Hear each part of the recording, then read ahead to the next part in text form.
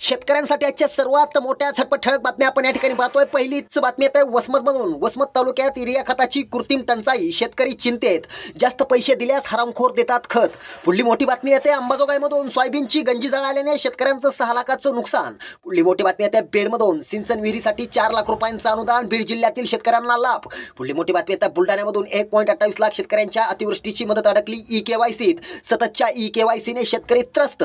पुढली मोठी बातमी येते 4,500 रुपये घेऊन काय करणार, पुढच्या वर्षी सोयाबीन नाही पेरणार। पुढली मोठी बातमी निघते परभणीमधून। पंचनामे झाले, अहवाल ही दिला, 81 कोटींची मदत कधी मिळणार, शेतकऱ्यांचा सुटता सवाल।